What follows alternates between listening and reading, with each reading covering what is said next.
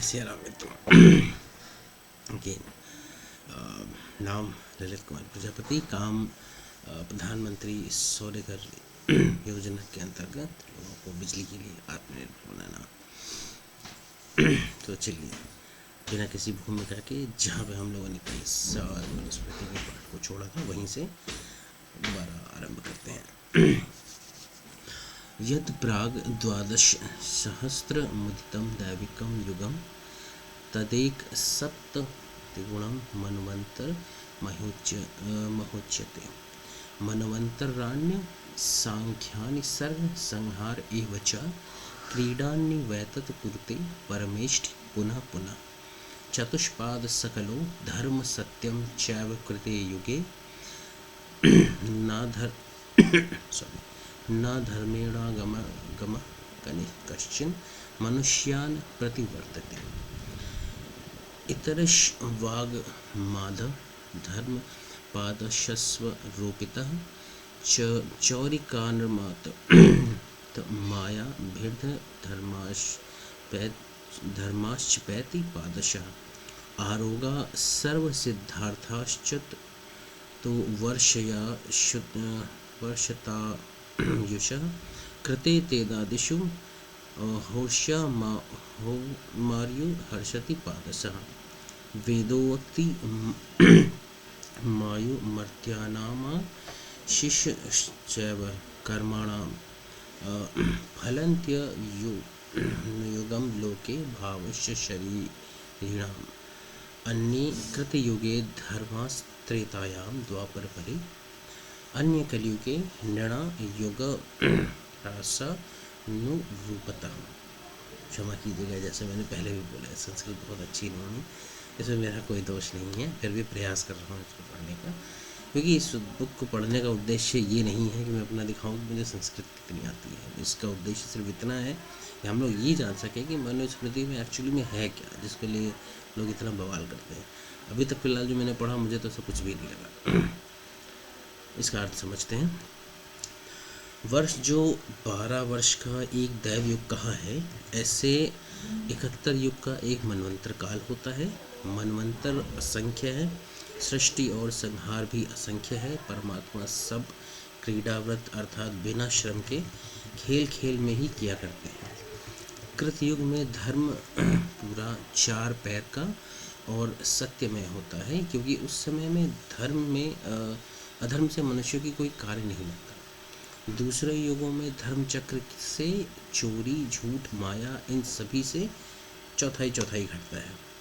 सत्य युग में सब रोग रहित होते हैं, सभी मनोरथ पूर्ण होते हैं, 400 वर्ष की आयु होती है। आगे त्रेता आदि में चतुर्थांश घट जाती है। चतुर्थांश मतलब 300, 1/4 अगर उसमें से कम कर दें। मनुष्यों को वेदानुसार आयु, कर्मों के फल और देह का प्रभाव सब युगानुसार फल देते हैं। युगों के अनुसार धर्म का स्वरूप बदलता रहता है। सतयुग में धर्म का स्वरूप कुछ और, त्रेता में कुछ और, द्वापर में उससे अलग, कलियुग में कुछ दूसरे ही प्रकार का बन जाता है। इस तरह चारों युगों में धर्म का अवारूप आपस में विलक्षण होता है। अच्छा, यहाँ मैं एक छोटी सी बात बोलना चाहूँगा। अक्सर हमारी बॉलीवुड, हमारी नहीं बोलूँगा, बाहर की है, क्योंकि भाई मुझे बहुत सारी फिल्में ऐसी लगती कि समझ जाओ आप किन के इशारे पे बनती हैं। उनमें अक्सर देखा है कि जब भी कोई 4 युगों के नाम बताते हो तो पहले सतयुग बताते हैं, फिर द्वापर युग, फिर त्रेता, फिर कलयुग। समझ में नहीं आता कि क्यों, क्या माइंडसेट बिठाना चाहते हैं। क्योंकि भाई जो दशावतार हैं उसके हिसाब से तो जो है कि पहले सतयुग है, फिर त्रेता, फिर द्वापर, फिर कलयुग। अब छोड़िए, वो तो है ही अधर्मी, उनसे क्या ही लेना देना। हमें और आपको इस चीज़ पे बने रहना है। चलिए इसमें आगे बढ़ते हैं। तपः परम कृतयुगे त्रेताया ज्ञान मुच्यते द्वापरे यज्ञ मेवाहुदर्दान मेकम कलो युगे सर्वस्यास्य तु सर्गस्य गुप्त्यर्थ स महादेतु मुख बाहु रूपज्ञानां पृथक कर्मणा कल्पते। अध्यापनमध्ययनं यजनं याजनं तथा दान प्रतिग्रहं चैव ब्राह्मणानां कल्पयत। प्रजानां रक्षणत् दानमिज्य ध्ययनमेव च विषयेष्व प्रसक्तिश्च क्षत्रियस्य समासतः। पशूनां रक्षणं दानमिज्य ध्ययनमेव वणिक्पथं कुसीदं च वैश्यस्य कृषिमेव च एकमेव तु शूद्रस्य प्रभुकर्म समादिशत एतेषामेव वर्णानां शुश्रूषामनसूयया। अब मुझे लग रहा है ये जो श्लोक हैं इसमें सभी जो 4 वर्ण हैं उनके कर्मों के बारे में बताया गया है। चलिए देखते हैं। सतयुग में तप मुख्य धर्म है, त्रेता युग में ज्ञान, द्वापर में यज्ञ और कलयुग में एकमात्र दान देना मुख्य धर्म है। अच्छा, थोड़ा मिस्टेक। परमात्मा ने संसार की रक्षा के लिए ब्राह्मण आदि को 4 वर्णों के काम अलग अलग नियत किए। अच्छा सॉरी, सही होगा वही। पढ़ना पढ़ाना, यज्ञ करना, यज्ञ कराना, दान देना, दान लेना, ये 6 कर्म ब्राह्मणों के हैं। प्रजा की रक्षा करना, दान देना, यज्ञ करना, पढ़ना और इंद्रियों के विषयों में न फंसना, यह क्षत्रियों के कर्म है। पशुओं को पालना, दान देना, यज्ञ करना, व्यापार करना, ब्याज लेना और खेती करना, ये वैश्यों के कर्म हैं। परमात्मा ने शूद्रों का एक ही काम बतलाया है, भक्ति से इन सभी वर्णों का सेवा कार्य में संलग्न होना।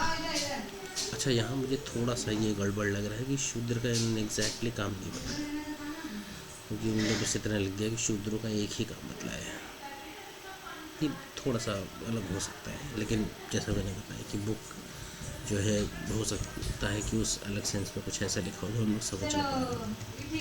आगे बढ़ते हैं हम लोग। ऊर्ध्वं नाभेर्मेध्यतर पुरुषः परिकीर्तितः तस्मान्मेध्यतं त्वस्यं मुखमुक्तं स्वयंभुवा उत्तमा गो भद्वाज ज्येष्ठायाद ब्राह्मणश्चैव धारणात् सर्वस्यैवास्य सगर्स्य धर्मत्व ब्राह्मण प्रभु। पुरुष नाभि के ऊपर पवित्र माना गया है, उससे भी उसका मुख अति पवित्र है। परमात्मा के मुख तुल्य होने से, 4 वर्णों में बड़ा होने से और वेद पढ़ाने से ब्राह्मण सारे जगत का प्रभु है। अच्छा, मतलब क्योंकि ब्राह्मण ज्ञान देता है मुख से, इसलिए उसको जो है कि बड़ा माना गया है। ठीक है।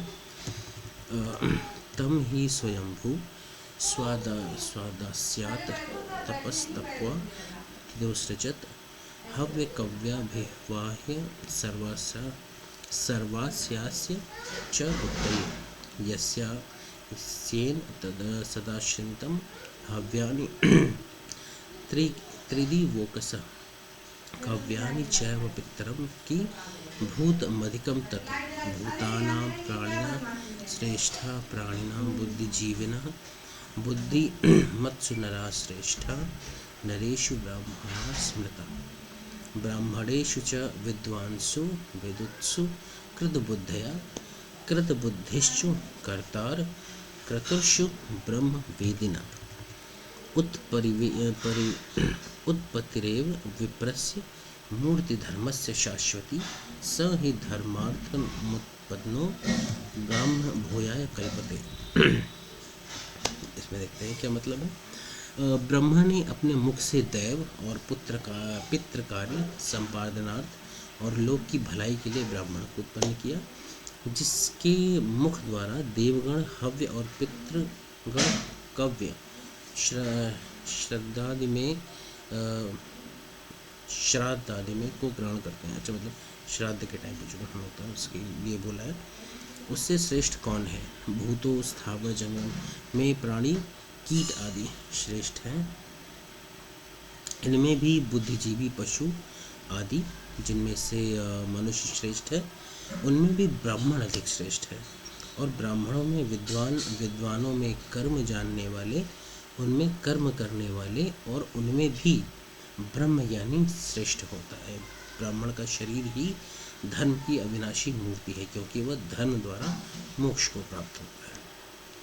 अच्छा, अभी भी इसमें ये नहीं बोला गया है कि नहीं ये जो उसमें पैदा हो गए वही जो है कि ब्राह्मण हो जाएंगे कंटिन्यू। नहीं, अगर कोई उस काम को करने लगेगा तो वो भी ब्राह्मण हो जाएगा और इस कैटेगरी में ही गिना जाएगा।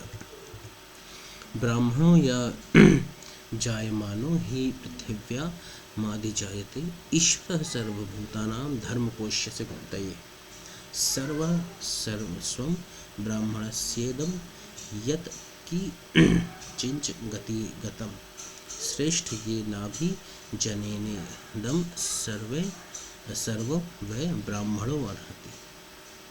ब्राह्मण का उत्पन्न होना पृथ्वी में सबसे उत्तम है, क्योंकि सब जीवों के धर्म रूपी संचित धनराशि की रक्षार्थ वह समर्थ है। अर्थात ब्राह्मण ही धर्म की रक्षा के लिए उपदेश देने में समर्थ है। जो कुछ जगत के पदार्थ हैं वह सभी ब्राह्मण के हैं। ब्रह्म मुख से उत्पन्न होने के कारण ब्राह्मण सब ग्रहण करने योग्य है।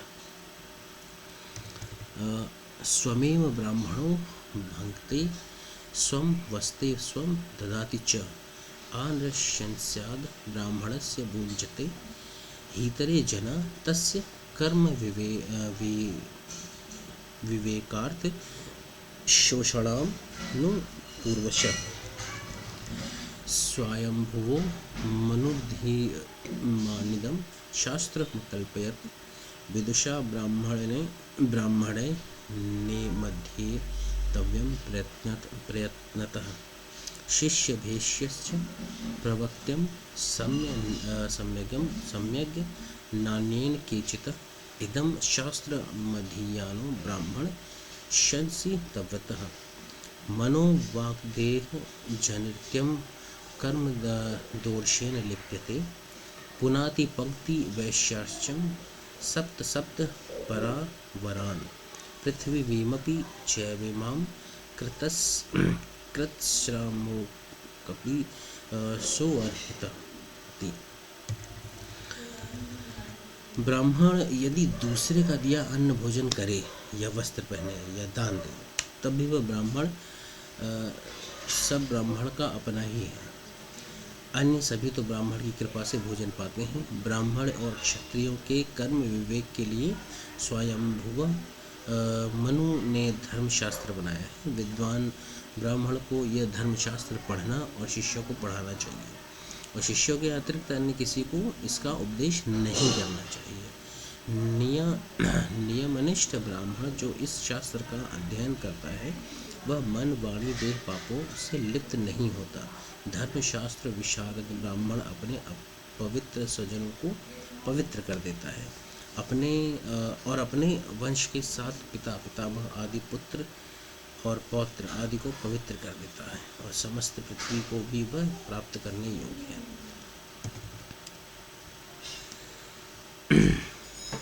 खैर, इसको आज हम यहीं पे विराम देते हैं क्योंकि पेज नंबर 30 तक पहुँच चुके हैं, बातचीत पढ़ ली है। और इसके बारे में थोड़ा बोलूँगा कि देखिए इसमें ऐसा लिखा तो है कि ब्राह्मण जो होता है वो अपने वंश के साथ पितामह इनको पवित्र कर देता है। ये वो अब बहुत से लोग कहते हैं ना कि यहाँ जाइए, यहाँ भगवान को ये मांगने से आपको ये मिल जाता है, वहाँ मांगने से वो मिल जाता है। ऐसा कुछ नहीं है। अब सही बताऊँ तो मैं जो अभी तक का मेरा पर्सनल एक्सपीरियंस है लाइफ का, ये मैं किसी का उस पर नहीं बता रहा हूँ कि नहीं कहीं लिखा है ऐसा कुछ भी है। मैं अपना सिर्फ पर्सनल आपको बता रहा हूँ कि होता ये है कि देखिए अगर आपने कोई कर्म किया है, ठीक है, तो उसका फल तो आपको मिलेगा ही मिलेगा। तो आप ये सोचना भूल जाइए कि नहीं ये हमने कर्म कर लिया फिर गंगा जी में नहा लेंगे या यहाँ पे दर्शन कर लेंगे। जो लोग कहते हैं ना कि यहाँ का दर्शन कर लीजिए सारे पाप आपके धुल जाएंगे, ये हो जाएगा। नहीं बाबू, ऐसा कुछ नहीं। आप किया है तो फल मिलेगा ही मिलेगा, उससे बचने का कोई दूसरा उपाय नहीं। तो उसका सिर्फ एक ही कॉन्सेप्ट है, सीधी सी बात है। अगर आपने कुछ पाप कर दिया, कुछ कर्म कर दिया है तो आपको उसका प्रायश्चित करना ही पड़ेगा, क्योंकि सीधी सी बात है। सभी को पता होगा कि भीष्म पितामह माँ गंगा के पुत्र थे, लेकिन उनके खाली एक वचन देने के कारण जो उन्होंने हस्तिनापुर के लिए उन्होंने प्रतिज्ञा ली थी कि जब तक इसमें मैं धर्म शक्ति और सामर्थ्य एक साथ नहीं देख लेता तब तक मैं इसका दास बना रहूँगा, इसकी रक्षा करूँगा। जिसके चक्कर में उन्होंने चीरहरण जो है होने दिया, उसका विरोध नहीं किया, जिसके कारण अंत में उनकी क्या दशा हुई सभी को पता है महाभारत में।